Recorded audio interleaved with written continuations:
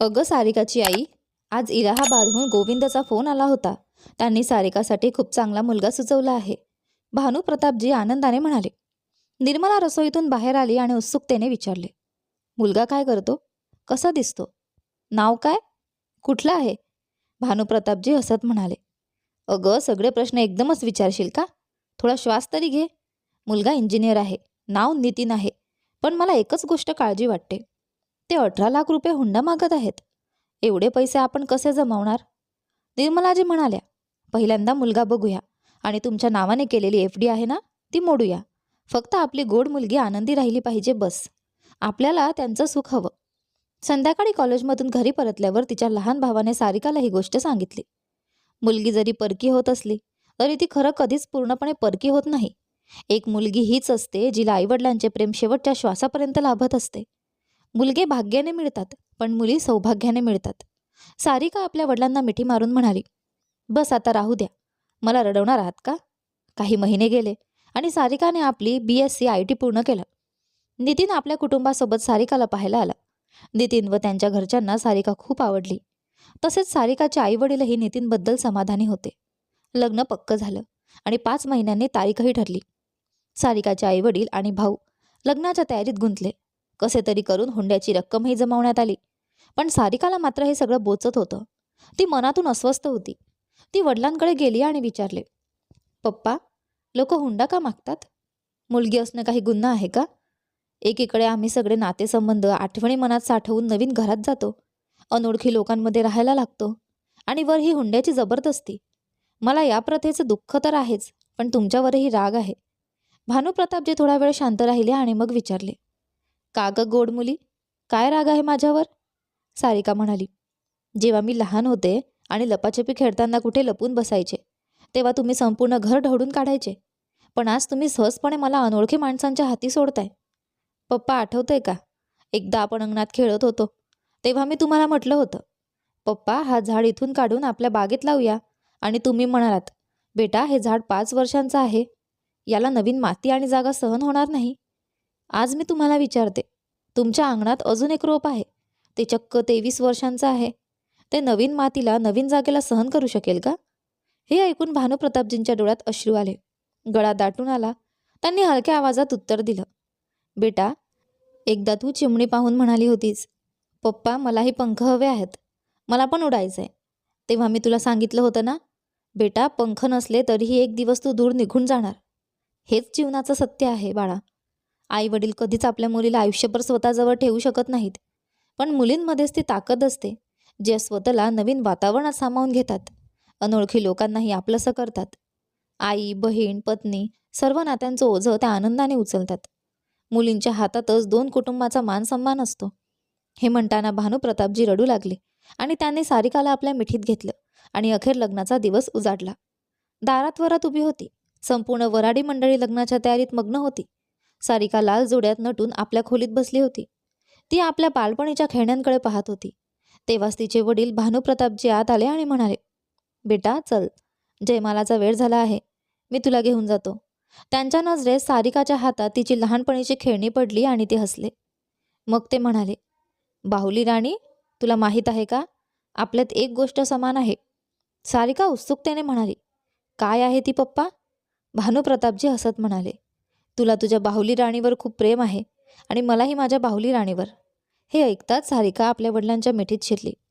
भानुप्रतापजींनी तिच्या डोक्यावरून हात फिरवत म्हणाले, चल ग, उशीर होतो आहे. नंतर हळूहळू सर्व विधी पार पडल्या आणि मग आला तो कठीण क्षण, कन्यादानाचा. प्रत्येक आई वडिलांना ज्या क्षणाची भीती वाटते तो क्षण. पंडितजींनी कन्यादानासाठी बोलावले तेव्हा भानुप्रतापजींना असे वाटले जणू कोणी त्यांच्या आत्म्याचा एक भाग त्यांच्या शरीरातून काढून घेत आहे. त्यांच्या डोळ्यासमोर त्यांच्या लहानपणीची गोंडस सारिका होती, जिच्या हातात बोट धरून त्यांनी तिला चालायला शिकवले होते. आज तीच मुलगी त्यांच्या हातातून निसटून जाणार होती, पण विधी तर पूर्ण करावीच लागणार होती. सारिकाच्या आईवडिलांनी जेव्हा कन्यादान केले तेव्हा सारिका डोळ्यात अश्रू घेऊन त्यांच्याकडे पाहत होती. त्यांना स्वतःच्या अश्रूंशी किती मोठा लढा द्यावा लागला असेल हे तिला जाणवत होते.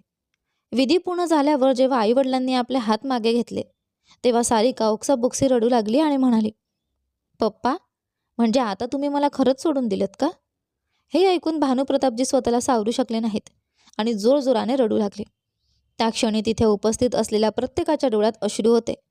निर्मला देवींनी भानुप्रतापजींना सावरले आणि तिथून घेऊन गेल्या. सर्व विधी पूर्ण झाल्या आणि मग आला सर्वात कठीण क्षण, विदाईचा. सारिका प्रत्येकाला मिठी मारून खूप रडत होती, कारण तिच्या लहानपणीच्या आठवणींनी भरलेले तिचे घर आता कायमचे सोडून जायचे होते. तिचा लहान भाऊ एका कोपऱ्यात उभा राहून सुबक सुबक रडत होता. त्याला सावरणारे कोणीच नव्हते. सारिका त्याच्याजवळ गेली आणि हसत म्हणाली, अरे तू म्हणाला होतास ना दीदी, तू गेलीस तरी मी तुला आठवण करणार नाही. बघ आता मी निघते आहे. तिचा भाऊ तिच्या मिठीत शिरत रडत म्हणाला, नाही दीदी, जाऊ नकोस. मी तुझ्याशिवाय कसा राहू. भाऊ बहीण एकमेकांना धीर देत रडत राहिले. सारिका मग आपल्या वडिलांकडे आली. भानुप्रतापजींनी चेहरा दुसऱ्या बाजूला वळवला. ते स्वतःला कमकुवत दाखवू इच्छित नव्हते, पण सारिका त्यांना मिठी मारून खूप रडली आणि शेवटी तेही ढसाढसा रडू लागले. माझी गुड्डी, माझी गुड्डी असे म्हणत ते तिला कुरवाडू लागले. सारिकाला शेवटी गाडीत बसवण्यासाठी नेत होते.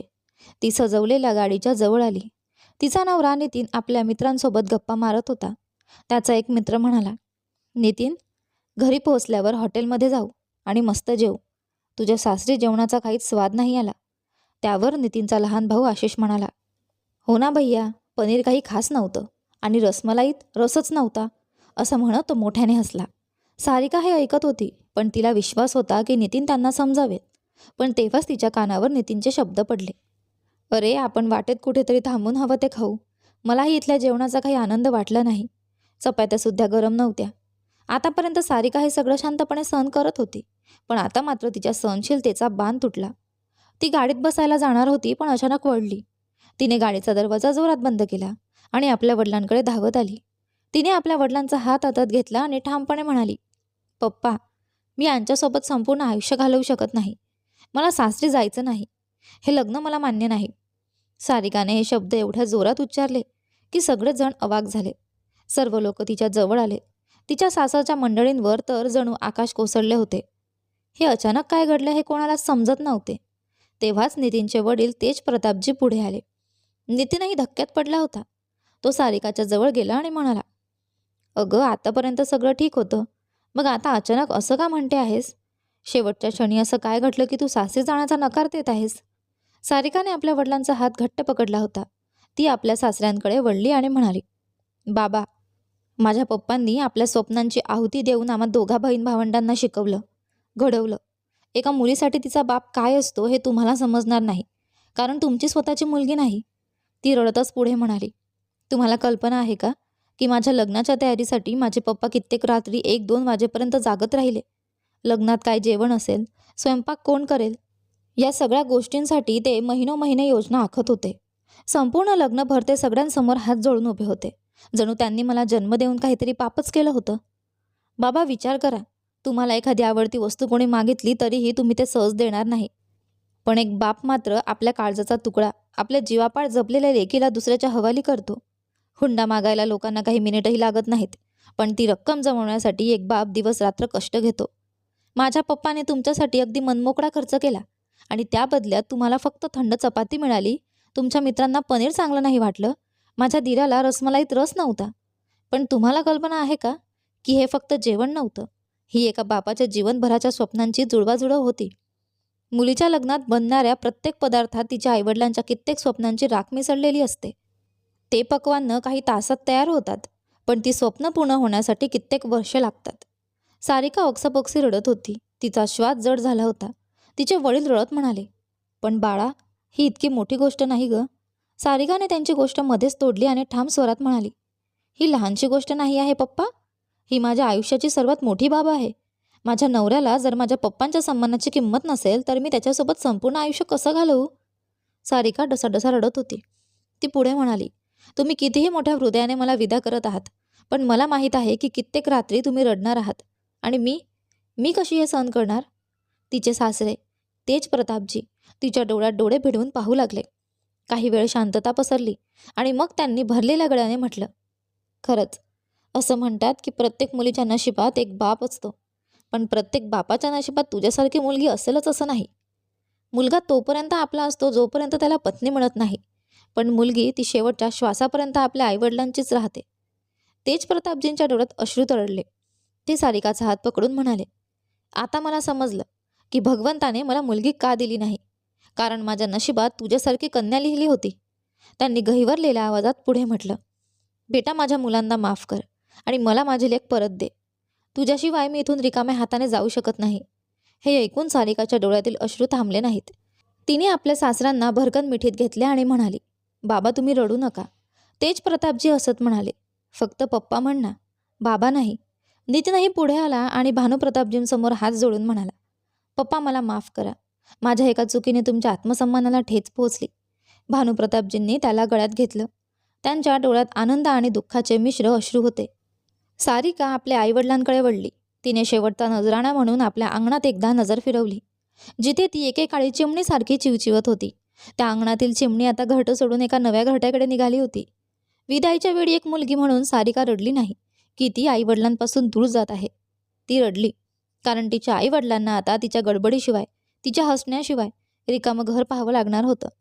त्यामुळे कोणत्याही मुलीच्या लग्नात बसल्यावर तिथल्या कोणत्याही गोष्टीत उणिवा काढू नयेत, कारण त्या प्रत्येक लहानशा गोष्टीत एका बापाच्या आयुष्यभराच्या कष्टांची किंमत असते.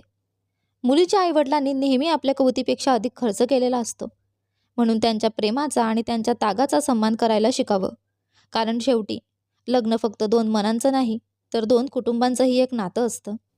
तर तुम्हाला आपल्या या छोट्याशा कथेबद्दल काय वाटतं कमेंट करून नक्की सांगा. तुम्हाला कथा आवडली असेल तर व्हिडिओला लाईक करा, चॅनलवर नवीन असाल तर सबस्क्राईब करा आणि हो, नोटिफिकेशन बेल दाबा, जेणेकरून येणाऱ्या पुढील व्हिडिओची अपडेट तुम्हाला सर्वात आधी मिळेल. धन्यवाद.